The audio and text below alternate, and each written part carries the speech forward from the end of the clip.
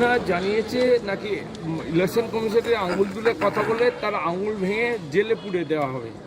রাহুল সিনহার হিম্মত থাকে তো করে দেখাক। ও যদি এক বাপের বেটা হয় করে দেখাক। যা রাহুল, তুই প্রমাণ কর তুই এক বাপের বেটা। অভিষেকের গায়ে হাত দিয়ে দেখা, পশ্চিমবাংলা জ্বলবে। বাড়ি থেকে বেরোতে পারবে না রাহুল সিনহা। 18 বার হেরেছে, আরে ছাগল একখানা, সবার বলে দেবে। আর কি আছে? অমিত শাহ বলছে টুঠাট পাবে, এখানে বিজেপি আসবে এক্ষেত্রে। আর সামনে প্রধানমন্ত্রী আসে আবার জানুয়ারি। ওরা গুজরাট থেকে না গাঁজা ফাঁজা খেয়ে এখানে এসে যা ইচ্ছা তাই বলে যায়। গাঁজাখোর অমিত শাহ, সিদ্দিখোর, গাঁজাখোর।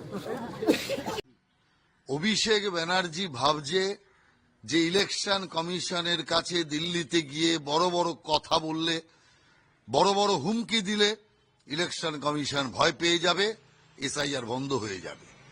কিন্তু মূর্খের স্বর্গে বাস করছে। তৃণমূল কংগ্রেস সারা দেশের মধ্যে একটা বিন্দুর সমান শক্তি। অতএব তৃণমূল কংগ্রেস গুন্ডামি করলে ইলেকশন কমিশন ইলেকশন বন্ধ করে দেবে, এটা হবে না। ইলেকশন তো হবেই, এসআইআর তো হবেই।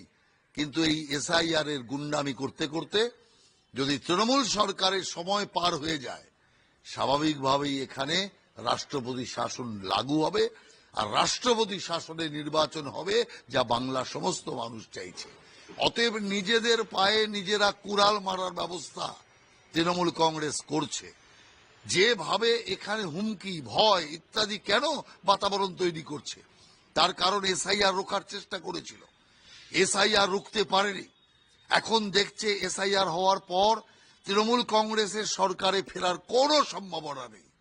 আর যদি এখন হিয়ারিং হয়ে যায় তাহলে তো আরো নাম বাদ যাবে, তৃণমূল কংগ্রেসের সর্বনাশ আরো বেশি বাড়বে।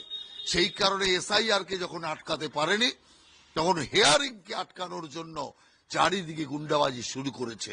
কিন্তু এই গুন্ডামির দ্বারা তৃণমূল কংগ্রেস নিজের পায়ে নিজে কুড়ুল মারার রাস্তা তৈরি করছে। জনগণও ক্ষিপ্ত হচ্ছে, ইলেকশন কমিশনও ক্ষিপ্ত হচ্ছে, সময়ও পার হয়ে হয়ে তৃণমূল সরকারের মেয়াদও পার হয়ে যাবে। অতএব সেই কারণে তৃণমূল কংগ্রেস মনে করে গুন্ডামি করে সমস্ত কিছু পার করেছে, গুন্ডামি করে এখানে ক্ষমতায় টিকে আছে, তো এবার আর গুন্ডামি করে পার পেতে হবে না।